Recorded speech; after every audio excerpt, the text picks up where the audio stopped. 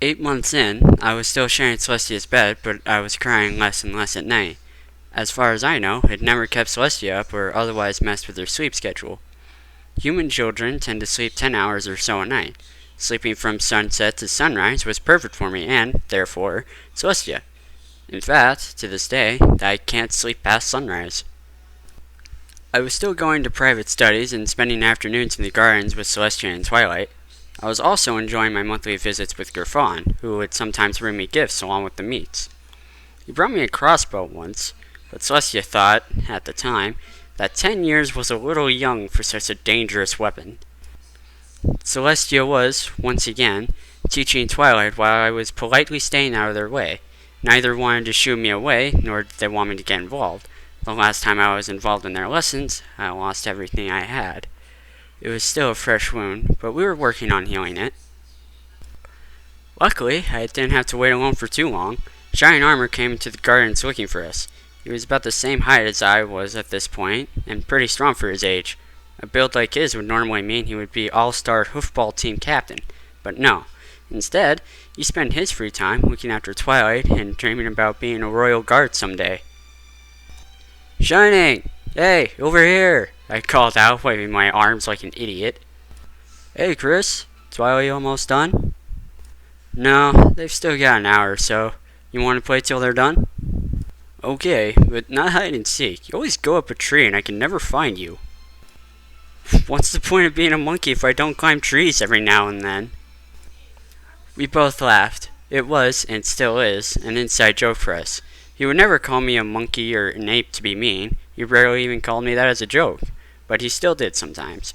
However, like Celestia, if any pony else tried calling me that, they were going to have a very bad day, very quickly. "What's the point, indeed?" The voice was like claws on a chalkboard. Not that it was a particularly harsh or grating voice.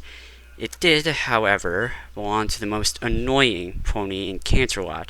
What's the point of even keeping a monkey like you around anyway? "Blueblood, stop it." Shining stepped in front of me. "Or what? You'll hit me? You'd strike a royal?" Shining knew he was right. No pony got away with striking a member of the royal family. "Now, why don't you and your little—" He actually looked like he was going to vomit. "Monster the—" "Very impressive, Twilight. Your levitation has improved greatly." Celestia smiled down at the struggling filly.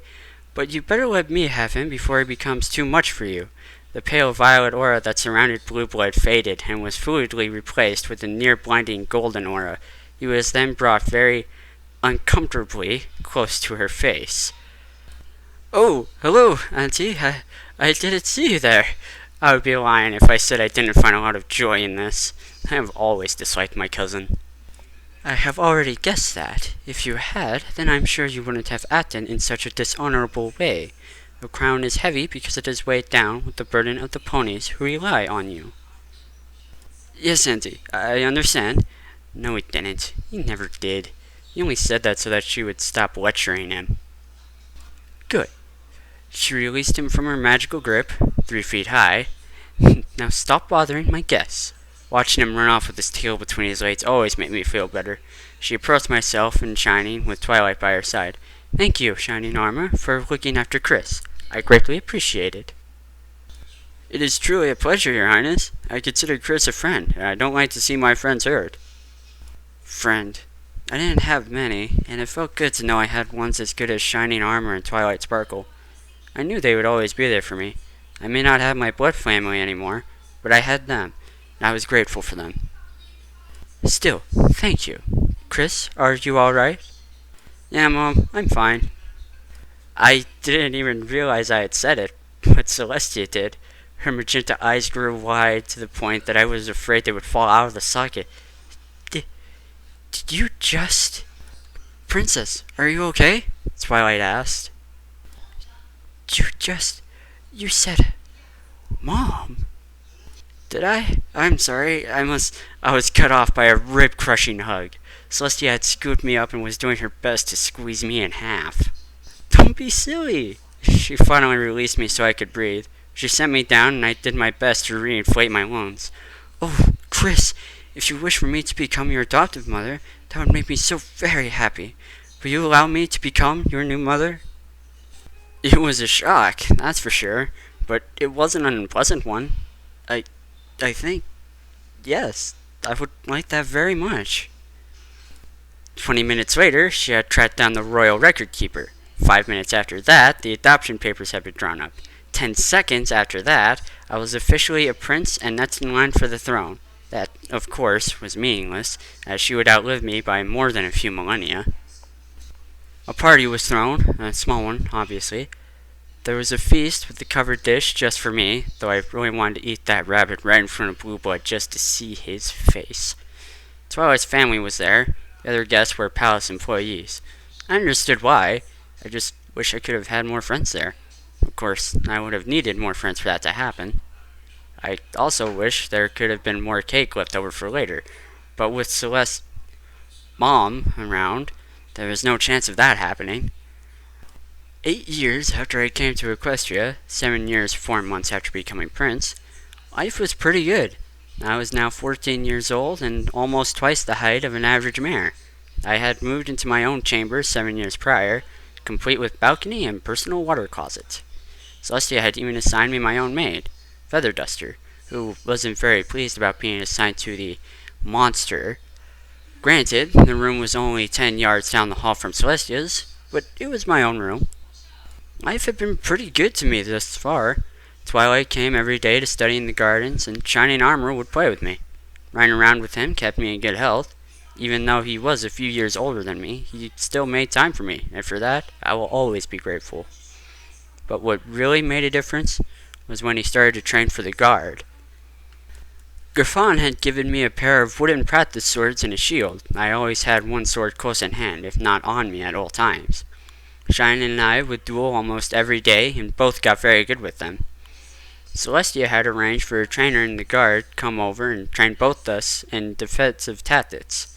I knew Shining would make it far in the Royal Guard, maybe even all the way to captain one day.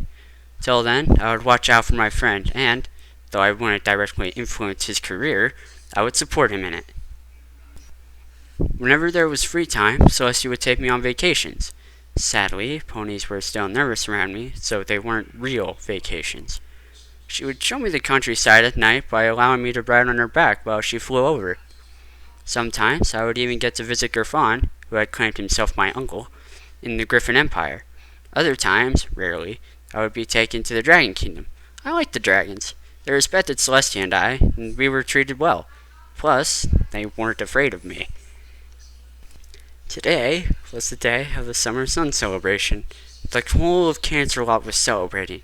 There were decorations and bands and parades and fanfare of all kinds. Celestia raised the sun, and the ponies cheered and danced and feasted. All this, and none knew what she went through every single year. "Mom, come on. You do this to yourself every year. I wish you would just stop. I hate seeing you like this." Celestia had held out all day, and now it was late afternoon. She had performed all the rituals and customs of the festival. Now, she was locked away in her chambers, and I was the only living soul allowed to enter for the next 10 hours. She was crying into her pillows while I did what I could to comfort her. Rubbing her back, massaging her wings. Even Cake never did anything to bring her around. I tried anyway. Even as a kid, I would just hug her for hours. "I do this because I must." She raised her head and looked at me with bloodshot eyes and fur matted with tears. "I go through with this festival every year so that my little ponies will know that there is nothing to fear from Nightmare Moon." "I understand that, but I still don't get why it bothers you so much." No pony does. It is a little known fact, and I have tried to keep it that way for many centuries. However, I do not wish to light a family. She gave me a kiss on my cheek. "You see, Nightmare Moon was a vengeful spirit that possessed my sister, your aunt, Luna. So, when you banished Nightmare Moon, you also banished your sister." Celestia nodded and buried her head in my chest, still mindful of her horn. I stroked her mane as she soaked my tunic with tears. For the first time since I came to Equestria, I held her while she cried herself to sleep. The next month, I was still a little upset. Seeing some pony as strong as Celestia humbled like that weighed heavily on me. That night, I had vowed to never do anything to soil her good name and conduct myself honorably.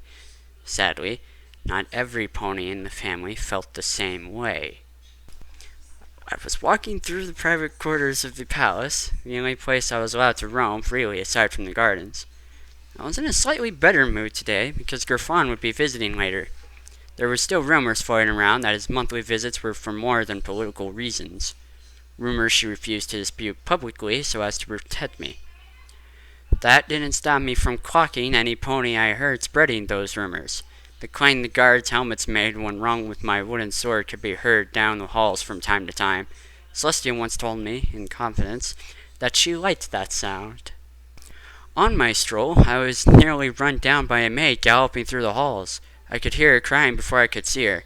I managed to stop her mad charge. I recognized her, but didn't know her personally. She worked in the private quarters. She also knew me and was unafraid. "Whoa there, calm down." I kneeled down till I was level with her. Her breathing was sporadic, and she was reluctant to make eye contact. "What's wrong? If you tell me, maybe I can help." She shook her head. "I do not wish to speak ill of... She was reluctant to tell me more. I could respect that, but I also hated seeing mares cry. "Listen, miss, what's your name?" "Dust Bunny." "Dust Bunny. You know who I am, right?" She nodded. "Then you know I won't do anything to hurt you, right?" She repeated herself. "You have my word, as Prince of Equestria, that no matter what you tell me, and about whoever it may be, that no harm or punishment will be brought against you." She looked up into my eyes and seemed to be able to tell that I was being honest. I could see now that she was quite attractive. "What? I grew up around ponies. It only made sense I would be attracted to the pretty ones." It was Blueblood. He said that if I didn't lay with him tonight, he would have me fired and evicted." She was begging me on her knees. Please don't let him do it. My husband is out of work and we have nowhere to go. Please help me." I lifted her back to her hooves. "Were you assigned to him?" She nodded. "Not anymore. Dust Bunny, you will be assigned to me, receive a raise, and an extra week's paid vacation every year. Do you accept?" She couldn't have nodded faster if she tried. "Good. Now, if you'll excuse me, I've got to teach some pony what nobility means." I stomped down the hall straight to Blueblood's chambers. Fortunately, he just so happened to be coming out as I approached. "Blueblood! What did you want, monk?" He didn't get to finish his insult. Ophidius now kind of stops words. He recovered from the blow and stumbled with a look of shock more than pain. "You dare? Guards, seize this vile creature!" They started to move, but froze when I raised a single hand. "None of you will interfere. Remember whose mother you work for." They all resumed their posts, much to the surprise of Blueblood. He was even more surprised to see a smirk on their faces. "Good. Now, why don't you two go get a sandwich?" They left, smirk still present. "As for you, we're gonna have a little chat about how to treat ponies." Once they were gone, Blueblood knew he was in trouble. Sure, he was big, but he never bothered to train like I had. "You keep away from me!" Blueblood fired a blast of magic straight into my chest, where it did nothing but burn the cloth on top of it. "You ruined my tunic." I grabbed Blueblood's horn and dragged him close. "Mother made me this tunic." Blueblood slammed into the wall where I threw him. "Chris!" Griffon's unmistakable voice called out to us. "Just what are you doing to this colt?" I bowed before the griffin. "King Griffon, it is an honor, sir." Blueblood saw an opportunity and he charged at me. "Rise, Chris." I did so just in time for Blueblood to gallop right past me and into a plinth, knocking the face smashing into his own skull. "You know better than to bow to me, or to address me as such. Now, who am I, and how do you greet me?" I hugged the king tightly and rolled my eyes. "Uncle Griffon." The name was said with some sarcasm. "Good lad. Now, just what is this all about?" "Just teaching a lesson in nobility and modesty." He did something untoward, did he?" "Tried to coerce his mate into a compromising situation." Griffon looked down at Blueblood as he stood from the broken plinth and smashed face. "I see. A lesson well earned. Well, I'm off to see your mother. Don't let me detain you. Alright, I'll see you later then. I turned back to Blueblood, who had recovered, and readied myself for more teaching. Blueblood squared off, trying his best to conjure centuries of royal fighting instinct that he didn't have. I lowered my stance and readied for his best attempt. Amateurs do sometimes get lucky. Blueblood charged at me. I simply sidestepped and tripped him. He slid across the polished marble and came to rest a little ways away. Unfortunately, the first thing that filled his view when he opened his eyes was 2 golden horseshoes. "What is going on here?" Celestia yelled. I said nothing. He may have deserved a beating, but I wasn't going to make things harder on him or me. Blueblood, on the other hoof, was more than happy to whine to Celestia. "Oh, Auntie, help me! Chris just came up and attacked me out of nowhere and for no reason!" "Is this true? Did you attack your cousin?" I glared at the cry filly. "Yes, I attacked him. Go to your chambers. I will speak to you about this shortly." I didn't say anything. I just walked off to my room. I wasn't mad at Celestia. She was doing her best with the limited information she had. I also wasn't ashamed. I did the right thing. For now, I would just sit in my room and sulk. Suddenly, the door to my room slammed open and was quickly slammed shut. I looked up at the furious face of my mother. She slowly walked up to me. I merely stood and looked into her eyes. Gradually, her scowl turned into a loving smile. She scooped me up and hugged me tighter than she had in a long time. "How did I raise such a good son?" I answered her question with a confused silence. "Griffon told me what happened. You were defending a mare's virtue, and I am so proud of you." After the squeezing, I was told that Blueblood had not only been stripped of his allowance for 3 months, but would be without a servant for a year. At the end of that year, he would have a butler instead of a maid, and said butler would not do any cleaning for him. And so, I had finally won a long-standing rivalry with my cousin.